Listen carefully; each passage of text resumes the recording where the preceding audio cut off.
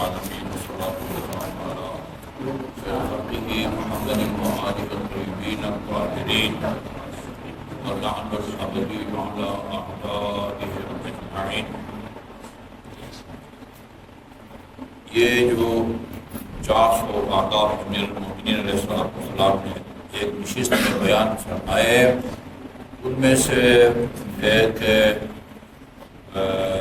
ادب جس میں مکہ سے حج بیت اللہ سے مشرف ہو کے واپس آنے والے سے ملنے کے آداب بیان کیے گئے. اگر کوئی آدمی حج کر کے آتا ہے تو ہمیں اس کے پاس جا کے کیا کرنا چاہیے اور کیا کہنا چاہیے، یہ آپ نے بیان فرمایا.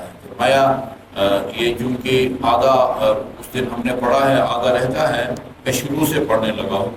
اذا قدم اخوک من مکہ، جب آپ کا کوئی بھائی مکہ سے اور بیت اللہ کے حج سے مشرف ہو کے واپس آئے، فقبل بین عینیہ، تو اس کی دونوں آنکھوں کے درمیان میں بھی بوسہ دو. وفاہ الذی قبل بها الحجر الاسود، اور اس کے ان لبوں کو بھی بوسہ دو کہ جن سے اس نے حجر اسود کو بوسہ دیا ہے. الذی، وہ حجر اسود، قبلہ رسول اللہ صلی اللہ علیہ وآلہ وسلم. وہ حضرت عمر کہا کرتے تھے کہ اگر میں نے رسول خدا کو یہ حجر اسود کو بوسہ دیتے ہوئے نہ دیکھتا تو میں اس کو بوسہ نہ دیتا. ایک پتھر کو چومنے یا بوسہ دینے کی کوئی وجہ نہیں ہے، لیکن چونکہ رسول خدا نے یہ کام کیا ہے لہذا ساری دنیا وہاں کوشش میں لگی ہوئی ہوتی ہے، یہاں تک جو ہے نا وہ زخمی ہونے تک کو جو ہے نا لوگ وہاں برداشت اور گوارا کرتے ہیں، اور کوشش ہوتی ہے کہ حجر اسود کا بوسہ دیں. اچھا جی، رسول خدا کو نے جس کو بوسہ دیا، والعین التی نظر بہ الی بیت اللہ، اور حج کر کے واپس آنے والے آنکھوں کو بھی بوسہ دو جن کے ذریعہ وہ بیت اللہ کا جو ہے نا وہ کی زیارت کر کے آیا ہے. وہ روایات میں ہے کہ جب آپ مسجد الحرام میں ہوتے ہیں تو 120 اللہ تعالیٰ کی رحمتیں وہاں نازل ہوتی ہیں. ان میں سے 60 رحمتیں وہ بیت اللہ کے طواف کرنے والے پر نازل ہوتی ہیں، اور 40 رحمتیں جو ہے وہ نماز پڑھنے پر نازل ہوتی ہیں. کتنی ہو گئی؟ 1,00,100 ہو گئی. 60 اور 40 120 رحمتیں اس آدمی پہ نازل ہوتی ہیں جو مسجد حرام میں بیٹھ کے صرف خانہ کعبہ کا نظارہ کرے اور کچھ نہ کرے، خانہ کعبہ کو دیکھتا رہے. خانہ کعبہ کو دیکھنا عبادت ہے، قرآن کو دیکھنا عبادت ہے. اسی لیے کہا گیا ہے کہ اگر آپ حافظ قرآن بھی ہیں تو جب قرآن کی تلاوت کرنا چاہیں تو دیکھ کے پڑھو. دیکھ کے پڑھنے کی اپنی برکتیں ہیں، بینائی اور نظر کے لیے جو ہے نا مفید ہے. اسی طرح امیر المومنین علیہ السلام کے چہروں کو دیکھنا عبادت ہے، والدین کے چہرے کو دیکھنا بھی عبادت ہے. خانہ کعبہ کو صرف دیکھنے والے پر 20 رحمتیں، نماز پڑھنے والے پر 40 رحمتیں، اور بیت اللہ کا طواف کرنے والے پر 60 رحمتیں جو ہے نا، یوں 120 رحمتیں اس طرح جو ہے نا وہ تقسیم ہوتی ہیں. اچھا جی، اس کی ان آنکھوں کو بھی بوسہ دو کہ جس کے ذریعے نظر بہا الی بیت اللہ، جس سے انہوں نے بیت اللہ کی زیارت کی ہے عز و جل.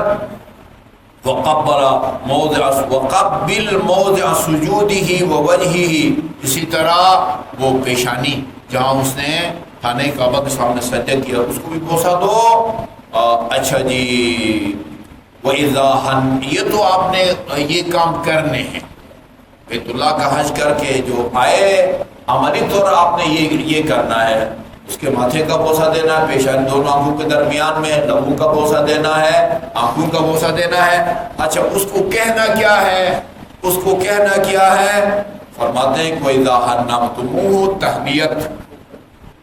تہنیت مبارکبادی کو کہتے ہیں. وَإِذَا حَنَّتُمُوهُ فَقُولُوا لَهُ قَبِلَ اللَّهُ نُسُكَكَ. آپ یہ کہیں کہ اللہ تعالیٰ آپ کے اعمال کو قبول فرمائے. نسک بھی کہتے ہیں، مناسک بھی کہتے ہیں. تقریباً تمام مجتہدین کا حج کے مسائل پر مشتمل الگ کتاب ہے. یہ جو توضیح المسائل ہے، جس میں وہ پانی کی قسموں سے وہ شروع ہوتے ہیں مسائل. آب قلیل ہے، آب جاری ہے، آب پر ہے، بارش کا پانی ہے، پھر نجاسات ہے، پھر مطہرات ہیں، جی وضو ہے، غسل ہے، تیمم ہے. وہ آخر میں میراث ہے. اس کے بعد حدود اور تعزیرات ہیں. حدود یعنی وہ سزائیں جن کو خدا نے قرآن میں بیان کیا ہے. کہ کبھی کہا فرمایا فلان کو قتل کرو، فلان کو 100 کوڑے لگاؤ، فلان کو مثلا 80 کوڑے لگاؤ. جو سزائیں اسلام میں مقرر ہے ان کو حدود کہتے ہیں، اور جو سزائیں اسلام میں مقرر نہیں ہیں، قاضی یا جج کے ثوابدید پر چھوڑ دیا گیا ہے، ان کو تعزیرات کہتے ہیں. تعزیرات مثلا جج کی ثوابدید پر ہے کہ وہ 100 کوڑے لگاتا ہے، تازیانے لگاتا ہے، 50 لگاتا ہے، 25 لگاتا ہے، تاکہ اس کے لیے تنبیہ ہو جائے، مقام وہ سبق جو ہے نا وہ حاصل کرے. لیکن توضیح المسائل میں حج کے مسائل کو جو ہے نا وہ بیان نہیں کرتے، چونکہ وہ بہت زیادہ ہے. لہذا توضیح المسائل میں ان کی گنجائش نہیں ہوتی. الگ سے کتاب لکھتے ہیں جس کا نام مناسک حج ہے. سب کی کتاب، جس طرح سب نے باقی مسائل پر مشتمل کتاب توضیح المسائل لکھی ہے، اسی طرح سب نے حج کے مسائل کو جس کتاب میں بیان کیا ہے اس کا نام مناسک حج ہے. مناسک حج ہے سیستانی کا، رابر معظم کا اور دیگر مراجع کا. قبل اللہ نسکک کا، اللہ آپ کے اعمال حج کو قبول فرمائے. اور ورحم السعی کا، سعی ویسا کوشش کو بھی کہتے ہیں. ایک سعی وہ صفا اور مروہ کے درمیان جو آپ نے 7 چکر لگانے ہوتے ہیں اس کو بھی کہتے ہیں. یعنی ہو سکتا ہے دونوں کی طرف اشارہ ہو. آپ کی ان تمام کوششوں کو اللہ تعالیٰ قبول فرمائے، اس کو باعث برکت بنائے. اسی یا صفا اور مروہ کے درمیان جو آپ نے سعی کیا ہے یا اس کو جو ہے نا اللہ تعالیٰ یعنی رحمت کا باعث بنائے. وَأَخْلَفَ عَلَيْكَ نَفَقَتَكَ، یہ بہت زبردست دعا ہے. یہ کہ اب وہ جو آپ نے بیت اللہ کے حج کے لیے جو ہے نا وہ خرچ کیا ہے، اللہ آپ کے اس کے بدلے آپ کو رزق و روزی سے نوازے. یہ حج کے من جملہ فَإِنَّهُمَا يُنْفِيَانِ الْفَقْرَ. وہ جو خطبہ نمبر 110 امیر المومنین کا نہج البلاغہ آپ کے پاس ہے، خطبہ نمبر 110 میں 11 چیزوں کو امیر المومنین علیہ السلام نے بہترین وسیلے کا نام دیا ہے. ان افضل ما توسل به المتوسلون الى اللہ تعالی، بہترین وسیلے جو اللہ تعالیٰ تک رسائی کا جن کو آپ ذریعہ بنا سکتے ہیں، ان میں سے نمبر 1 خدا پر ایمان لانا، رسول پر ایمان لانا. وہ 11 چیزوں کو بیان کرتے ہیں. پھر وہ ہر وہ وسیلے کا فائدہ بھی بیان کرتے ہیں. نماز ایک وسیلہ ہے، اس کا کیا فائدہ ہے. زکوٰۃ وسیلہ ہے، روزہ زکوٰۃ ہے.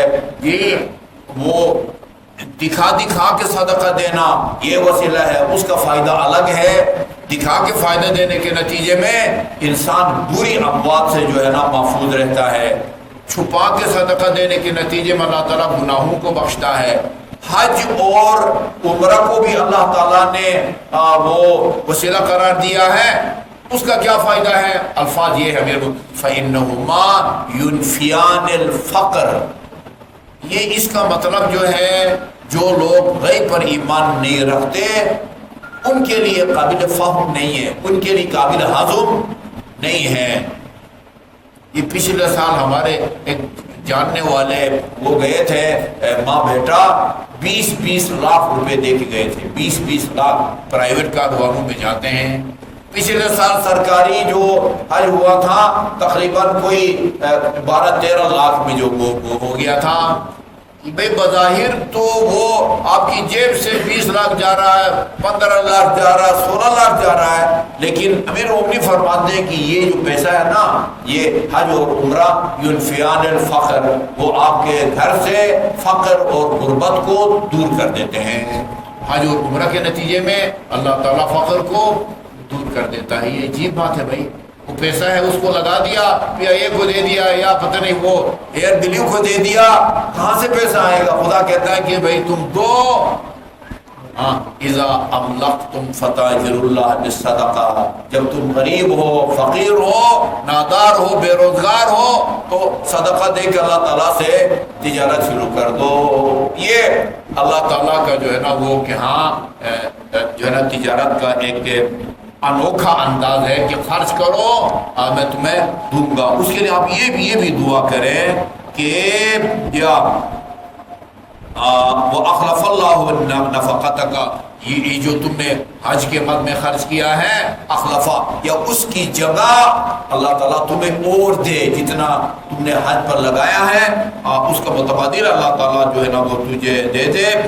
اچھا، یہ بھی اگر آپ ائمہ معصومین علیہ الصلوۃ والسلام کی زیارت کے لیے جاتے ہیں، ادھر ایک جملہ ہے، اللہم لا تجعلہ آخر العہد من زیارتی۔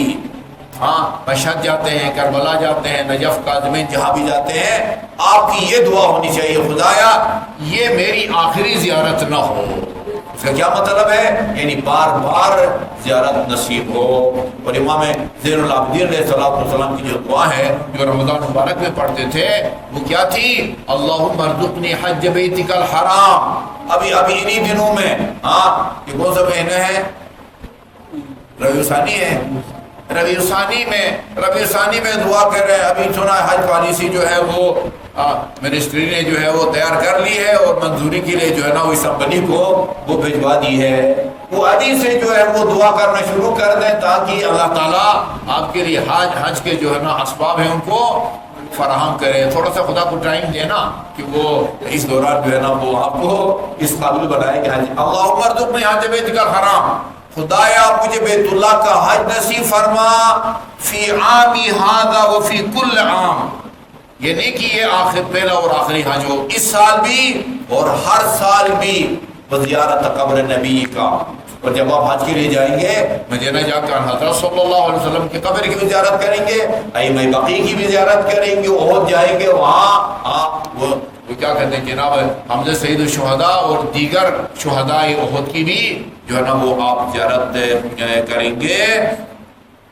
تو ہر سال جو ہے نا مجھے زیارت نصیب، ولا جعلہ آخر عہدک بیتہ الحرام، حاجی کو یہ دعا کریں کہ ہماری دعا ہے کہ یہ آپ کا بیت اللہ الحرام کا آخری حج اور زیارت نہ ہو، یعنی بار بار نصیب ہو۔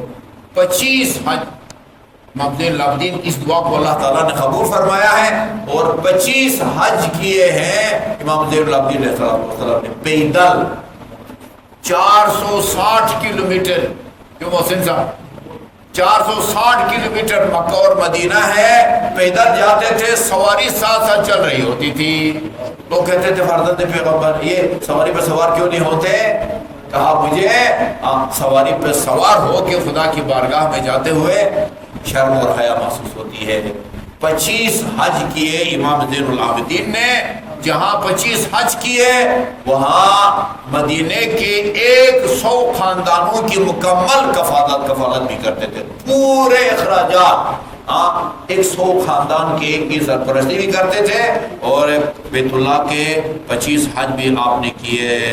اللہ تعالیٰ جی ہم سب کو ہر سال بیت اللہ کی زیارت نصیب فرمائے۔ وَلَا جَعَلَهُ آخر عہد کے بیت اللہ الحرام۔ اچھا جی، اب یہ پوری ایک نئی بات شروع ہوتی ہے، انشاءاللہ یہ کل عرض کریں گے۔ اللہم صلی اللہ علیہ وسلم محمد